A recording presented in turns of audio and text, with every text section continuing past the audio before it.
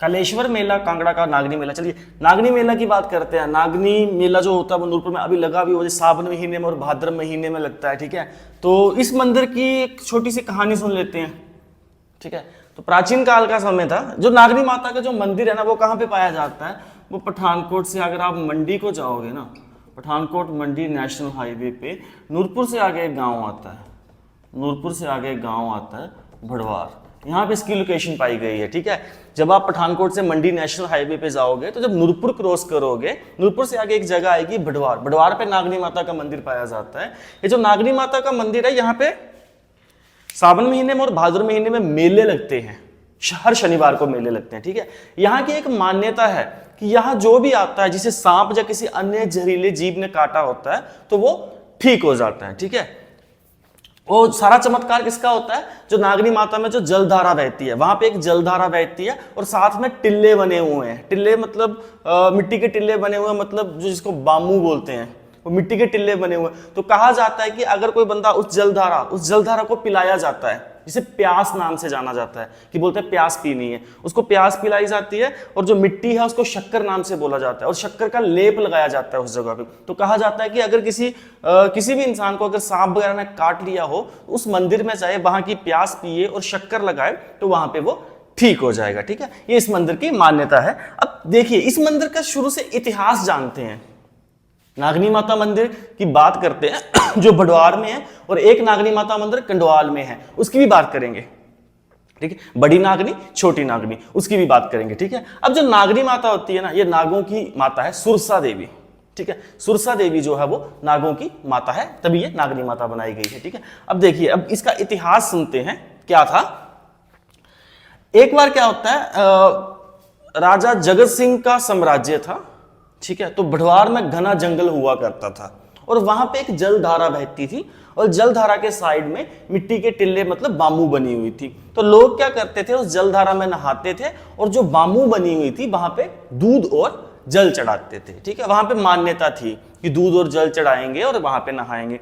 एक बार क्या होता है, एक कुष्ठ रोगी होता है, कुष्ठ रोगी पता है ना, जिसको कोढ़ हुआ होता है, कुष्ठ रोगी होता है। तो क्या होता है, कुष्ठ रोगी को एक बार वो सोया होता है, उसको सपना पड़ता है कि ऐसे ऐसे वहां पे एक जलधारा बह रही है। वहां पे उसने देखा कि जो जलधारा थी वो दूध की बह रही थी, और उसे ये बोला गया सपने में कि तू वहां पे जा, वहां पे नहा, और जो वहां की मिट्टी है उसका लेप लगा तो ठीक हो जाएगा। ठीक है, वो क्या करता है, जिसको कोढ़ था वो सुबह उठता है, वो सुबह उस जगह पे जाता है और वो देखता है कि सच्ची में यहाँ पे क्या है, जो जलधारा थी वो दूध की जलधारा बह रही थी, पानी की नहीं थी, दूध की जलधारा बह रही थी। ठीक है, तो वो क्या करता है, जिसको कोढ़ हुआ था वो क्या करता है, वो वहां पे नहाता है, और जो साथ में जो बामुआ बनी होती है, जो मिट्टी के टिल्ले बोलते हैं, ठीक है, उसको अब शक्कर बोलते हैं। ठीक है, तो वो क्या करता है, वो उसका लेप लगा लेता है अपनी बॉडी पे, और जैसे वो ऐसे करता है, लगातार वो करता रहता है, हफ्ता 2 हफ्ते, उसका जो कोढ़ है वो ठीक हो जाता है। ठीक है, तो ये नागनी माता की शक्ति थी। अब देखिए, एक कहानी और सुनते हैं नागनी माता के बारे में। ठीक है,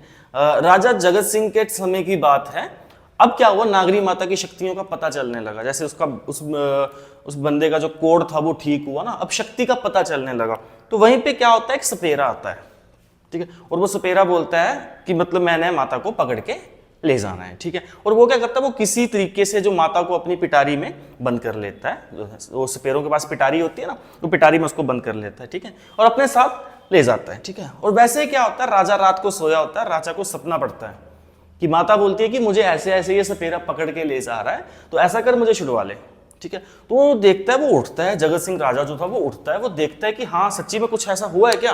वो क्या करता है, अपने सिपाहियों को भेजता है, और जो सपेरा था उसको पकड़ा गया था कंडवाल में।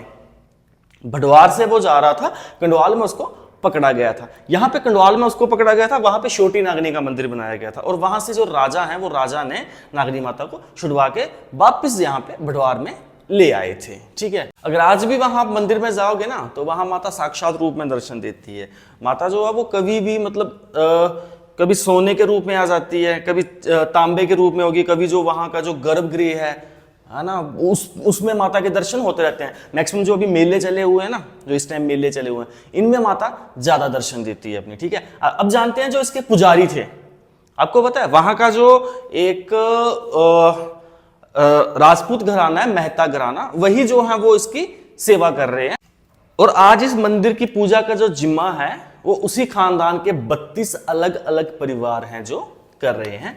1971 में जो धज्जा सिंह थे, स्वर्गीय धज्जा सिंह, उन्होंने क्या करा था, इस मंदिर की कमेटी बनाई थी। फिर मंदिर की कमेटी बनाई थी, फिर वो क्या करते थे, इसकी पूजा अर्चना करते। ठीक है, ये नागनी माता का इतिहास था कि बड़ी नागनी बढ़वार वाली और छोटी नागनी कंडवाल वाली कैसे बने, क्या हुआ था। और आज भी जो वहां पे जो जलधारा बहती है ना, उसे आसपास के जो 4 किलोमीटर के गांव है ना, जैसे वहां पे बढ़वार गांव है, मिंजग्रांव गांव है, खुशीनगर गांव है, वहां को आज भी उसी जलधारा का पानी पीने के लिए मिलता है, मतलब उसी की सप्लाई की जाती है।